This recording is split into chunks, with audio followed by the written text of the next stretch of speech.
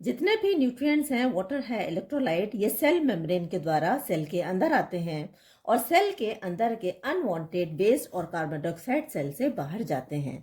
ये जो transport mechanism है ये 3 तरीके से होता है: passive transport, active transport and vesicular transport. Passive transport हमेशा अलोंग कॉन्सेंट्रेशन ग्रेडियंट होता है, इसे हम डाउनहिल मूवमेंट भी बोलते हैं। इसमें एनर्जी की रिक्वायरमेंट नहीं होती। ये 2 तरीके का होता है, डिफ्यूजन और फैसिलिटेटेड डिफ्यूजन। डिफ्यूजन में जो सॉलिड पार्टिकल्स हैं हाई कॉन्सेंट्रेशन से लो कॉन्सेंट्रेशन की तरफ मूव करते हैं। फैसिलिटेटेड डिफ्यूजन के अंदर कैरियर प्रोटीन की आवश्यकता होती है। एक्टिव ट्रांसपोर्ट हमेशा लो कॉन्सेंट्रेशन से हाई कॉन्सेंट्रेशन की तरफ होगा, यानी कि ये अगेंस्ट कॉन्सेंट्रेशन ग्रेडियंट होता है। इसे हम बेसिकली अपहिल ट्रांसपोर्ट भी बोलते हैं।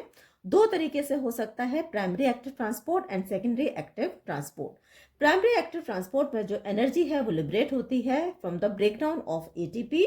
और जो सेकेंडरी एक्टिव ट्रांसपोर्ट है, अगेन यहाँ पर 2 तरीके से हो सकता है, को transport and counter transport.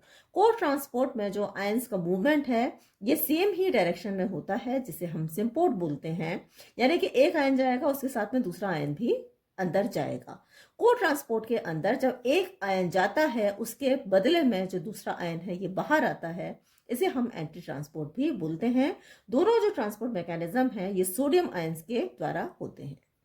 Vesicular transport के अंदर सब्सटेंस का मूवमेंट वेसिकल्स के द्वारा होता है। इसके कुछ स्पेशल एग्जांपल्स हैं: फैगोसाइटोसिस, पाइनोसाइटोसिस एंड एक्सोसाइटोसिस।